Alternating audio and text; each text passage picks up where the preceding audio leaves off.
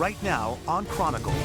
Redistricting, a political battle with plenty of history in the United States. Politics is the art of power, executing on power. Both parties accuse the other of taking advantage of the system. Clearly, this is a broken process that doesn't reflect the electorate. Stuck in the middle, why experts and lawmakers alike say that voters are bearing the brunt of constantly changing district lines. Stuck in the middle is the voter who wants, at the end of the day, to have a competitive election. And back to school, a process that usually takes months. Does that look fair to you when you look at that map that we have right now? No. How these fifth graders did with just one day to get the job done. I'm Cameron Kent, and this is WXII 12 News Chronicle.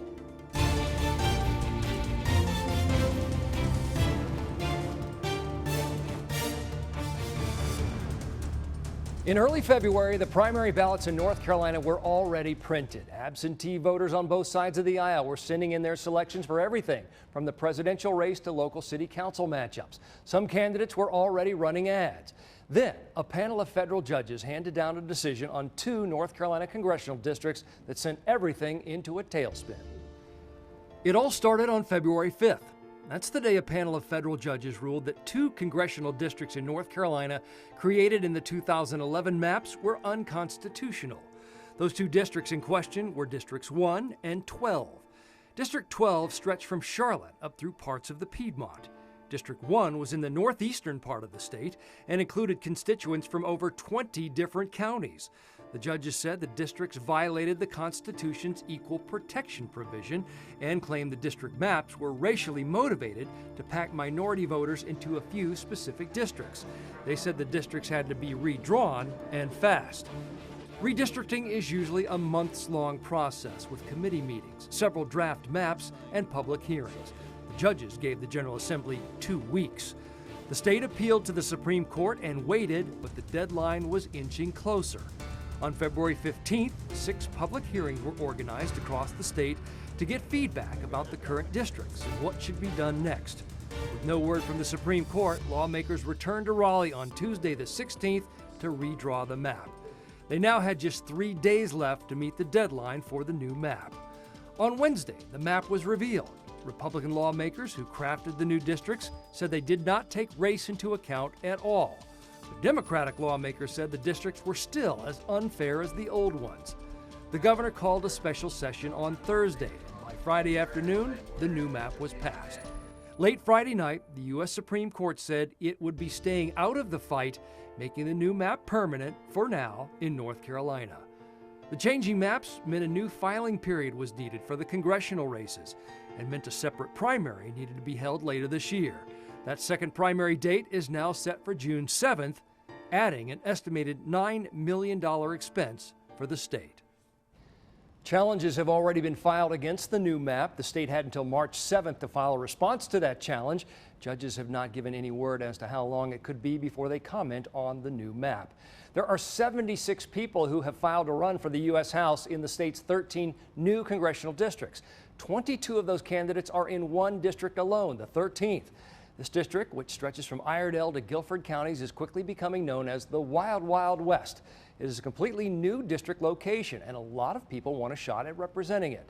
Right now, 17 Republicans will be on the June ballot. Democratic voters will get to pick from 5 candidates with no primary runoff. So the Republican in this district could secure a party nomination with a very small percentage of the vote. The new congressional districts have created a really interesting matchup as well. The 2nd district has been a face-off between incumbents in the primary. Renee Elmers is the current representative from the 2nd district, but with the 13th district now moving west and the 2nd shifting just a bit, current 13th district representative George Holding is now also running in the 2nd district. And because of these new lines, one congresswoman is making a big change in her life to continue representing her district. Democrat Alma Adams currently represents the 12th district. Now, in the old map, that included Greensboro, her home city, her base of support, and home to the people she's represented in politics for most of her life. But this new map moves the 12th district down to mainly Charlotte, and Adams has decided to move with it. Done important work in the United States Congress, work that is truly worth doing. And I believe that after spending most of 2014 without representation, that Charlotte cannot afford to go back to the back of the line in Congress. My commitment to Charlotte runs deep. Adams is not going unchallenged in the primary for the 12th district. She's in fact being challenged by 6 other Democrats, and 3 Republicans are also running for that seat. By the numbers, the state of North Carolina has 2,645,878 registered Democratic voters, 1,988,495 registered Republicans. So one might think that the state's 13 seats in Congress might be split something like 7-6 in favor of the Democrats. But in fact, it is 10-3 in favor of Republicans. Why? Well, you can point a finger at gerrymandering, drawing up voting districts in such a way as to ensure greater power in Washington for the party that's in control at the state legislature, the party that gets to draw the maps.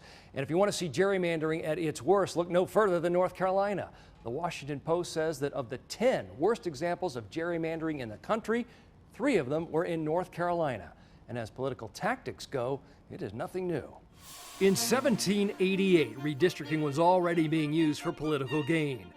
Virginia Governor Patrick Henry persuaded the state legislature to remake the 5th congressional district, forcing Henry's political enemy, James Madison, to run against James Monroe. That ploy failed and Madison won anyway, but the tactic was launched. The term gerrymander was inspired by an 1812 Massachusetts redistricting scheme that favored the party of Governor Elbridge Gerry. His new election district had the shape of a salamander, so put the two together, Governor Gerry and salamander, and you get gerrymander. The purpose of gerrymandering is to give your opponents a small number of safe seats while drawing yourself a larger number of seats that you can expect to win comfortably. You concentrate all the voters in the opposition party into the same place, diluting their voting power everywhere else. North Carolina Republicans came up with these voting maps in 2012. The 12th district that snaked along Interstate 85, taking in mostly African American communities. The 4th, which covered Raleigh and Burlington and snaked a narrow tentacle all the way south to pick up parts of Fayetteville. And the 1st district, which covered a sprawling shaped region in the northeastern part of the state. All 3 of these gerrymandered districts were won by Democrats in 2012. Everything else went Republican. So how did we get to this in North Carolina? Well, coming up on Chronicle, we're going to talk to 2 people who were in the state legislature when the maps were drawn in 2011. And even though they're from different parties, they agree on a lot on this issue. Stay tuned.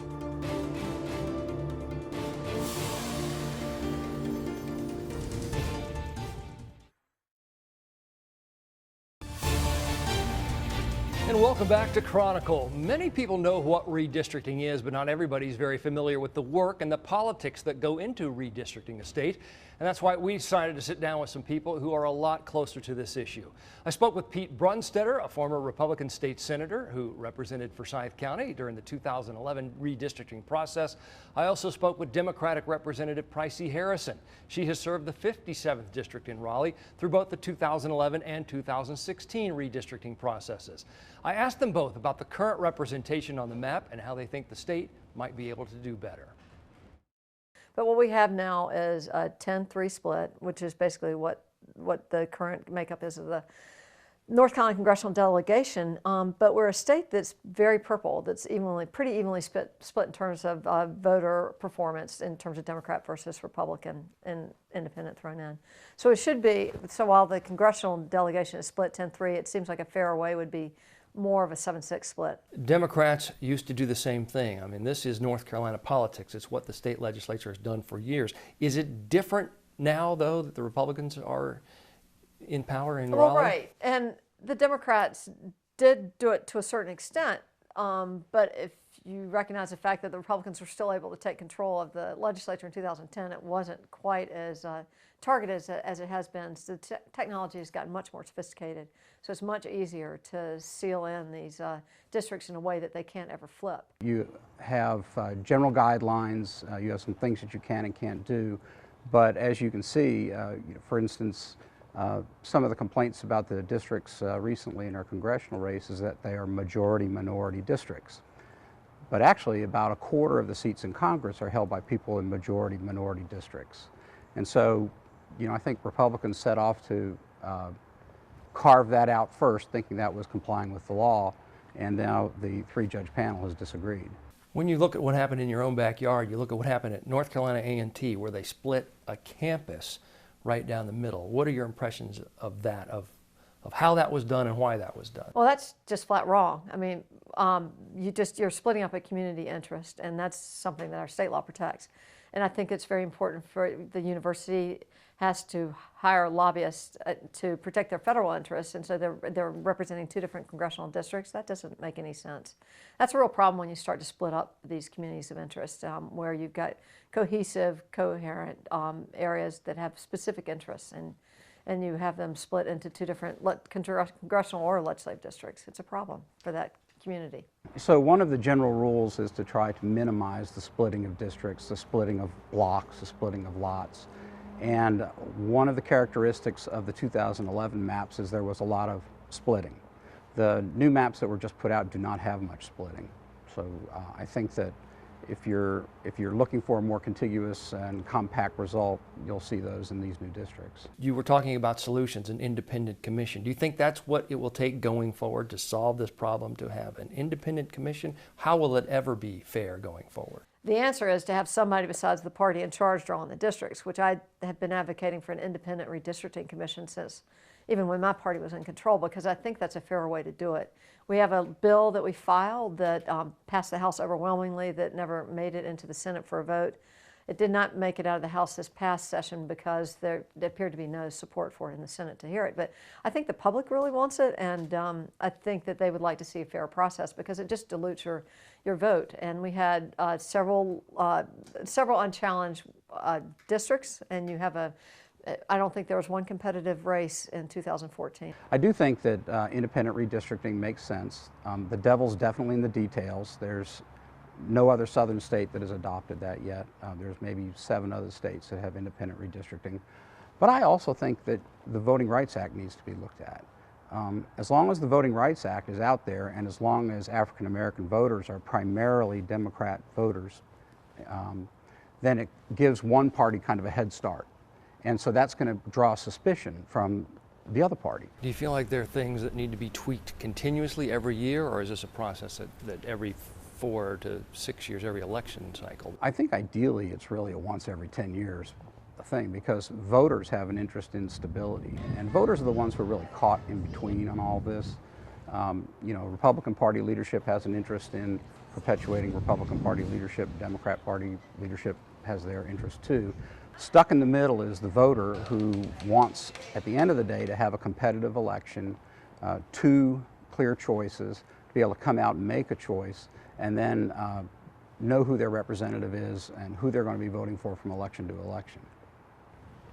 And joining us now to talk more about this is Dr. John Diana, professor of political science at Wake Forest University, a longtime observer of North Carolina politics. And setting aside that maybe it's not fair and gerrymandering is supposed to be illegal according to the Voting Rights Act, it is done all the time. This is how the party in power holds on to their control. So as far as politics go, this is actually, you know, what they maybe should be doing. It's a pretty universal practice. That is, once you get in power, you want to hold on to your power and you want to help other people in your party retain power. So the surprising thing is when people in power would not engage in trying to draw districts to their advantage. We have been looking at it very closely, and we're awfully close to it. Is it more prevalent in North Carolina politics, or is this something that we see all over the country? We're closer to it, and so we see it, but if we were in Maryland, if we were in Illinois, if we were in other states around the country, we would also see partisan gerrymandering engaged in. It's been a universal practice. It's heightened as computers have made it even more possible to kind of draw up districts to your advantage, but it's a universal practice around the states. Yeah, they can get it down to block by block, street by street. Now, I want to show our viewers a map of Iowa. This is their congressional voting map, and these are drawn by the Legislative Service Agency, a nonpartisan state agency. The 2001 redistricting in Iowa produced 4 competitive congressional races out of a possible 5. It's now 4 districts. This is the 2011 map, 3 competitive districts out of the 4 that you're seeing, evenly distributed. So is that how you solve this problem? You take partisan politics out of it and give it to somebody else to draw these maps? There's been 3 main models that have been tried. The Holy Grail, how do you get politics reduced in the practice? First model is the Iowa model, where you actually give it to an independent agency, a nonpartisan agency. So you draw things up and then present it to the legislature. Second model that California has just put in practice is the Citizen Commission. Give it to a bunch of citizens who don't have much involvement in politics. Tell them to draw it up. And then the third model is called the Politicians Commission, where it's people who know a lot about politics, as in New Jersey, and you let them draw it up, but they're not in the legislature, so you don't try to get a little distance from the legislature. Those are the three models in political science that are studying them. Some of those models, particularly Iowa, do produce more competitive elections on a regular basis. A little unclear about California and some of the other states. But how does that ever happen? How do you ever get to that point? If you're the party in control, you don't want to give up that control.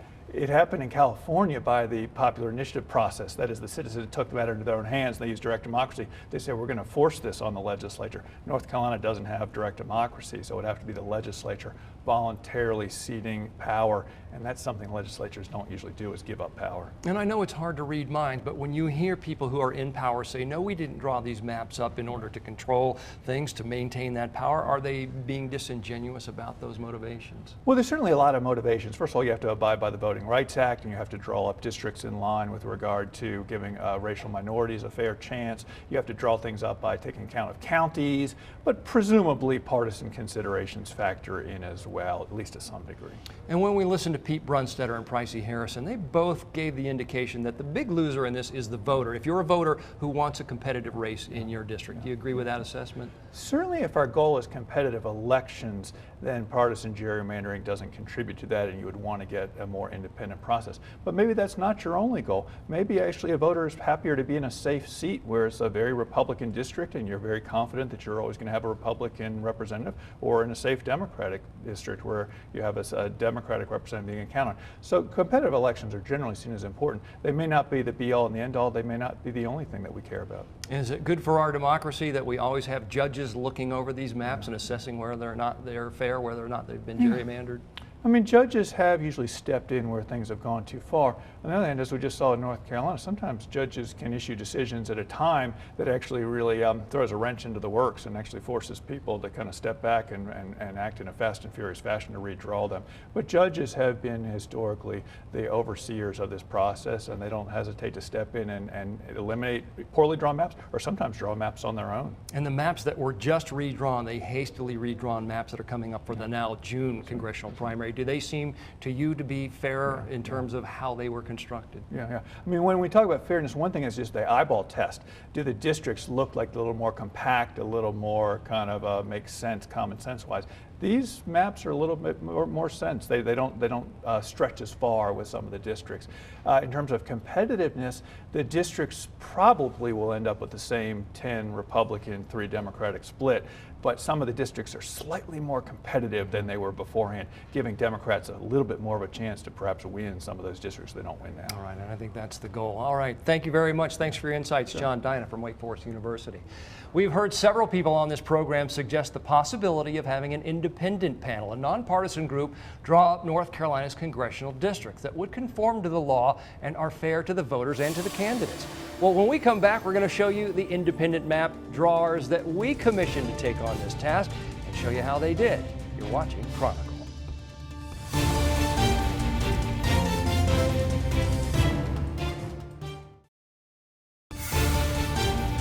Welcome back to Chronicle. This week's program is focused on the drawing of congressional voting maps in North Carolina and the highly partisan politics behind it that make for some oddly shaped districts specifically designed to favor one party or the other. Now, these are the basic criteria for drawing up congressional voting districts according to the Voting Rights Act of 1965. Equal population in each district. District lines must not dilute the voting power of racial or ethnic minority groups. The districts should be contiguous and compact so that all areas within a district should be physically adjacent and that the distance between all parts of a district ought to be minimized and take into account a community of interest. In other words, don't split up a group of people in a geographical area, such as a specific region or neighborhood, who have common political, social, or economic interests. So, dividing a college campus into 2 separate voting districts, like they did to North Carolina A&T State University in Greensboro, clearly violates that community of interest guideline, if not other guidelines as well. So you ask yourself, how hard can this be to draw fair voting district lines using these simple guidelines? Well, a lot of state legislatures across the country can't seem to do it, but we found some people who could. Recite this down. Okay, yeah. These are 5th graders in Mrs. McKitz's class at the downtown school in Winston-Salem. Today's lesson was about politics, how we elect members to Congress in North Carolina. The 4th district starts up here and winds its way all the way down here. We showed the students the map of the congressional districts used in the last election, widely considered one of the worst cases of gerrymandering in the country. Does that look fair to you when you look at that map that we have right now? No. A federal court agreed, declaring several North Carolina districts unconstitutional and ordering the map to be redrawn. But even the new map that was just drawn up by the state legislature has been roundly criticized. So we asked these 5th graders to give it a try. We gave them maps showing the 100 counties in North Carolina, along with the population for each county. And before we start, in the interest of full disclosure, I have to ask, is anybody here a registered Republican? Any of you registered Democrats? No? Okay, I think we're all right. With calculators and colored pencils blazing, they dove into the task of dividing the state into 13 equal voting districts, adhering to the basic guidelines for drawing fair maps, like equal population, approximately 750,000 residents per district, give or take, contiguous lines, and not splitting up communities with shared interests, like a college campus. This is a job that usually takes months in the state legislature. We gave them 1 hour. Yeah, you add those and then I'll figure out. Interestingly, without being prompted, we found the students began collaborating, working together to draw the fairest maps possible. Gradually, their maps began to take shape, congressional districts that seemed to make sense. Perhaps what you might expect to see from a group of people with no political agenda. The fact of the matter is these 5th grade students did an amazing job of drawing up maps that adhered to those legal guidelines and were fair to voters. Here's just one example. This is from a young man named Graydon, one of many that our nonpartisan 5th graders produced in our classroom experiment. Not a single gerrymandered district to be found. You can find more maps just like this from the students in Mrs. McKitz's class on our website, WXII12.com, in the Chronicle section. So compare that to what the legislature came up with, and it kind of makes you wonder, how hard can it be? Thank you for watching. For everyone here at WXII 12 News, I'm Cameron Kent, and we'll see you next time on Chronicle.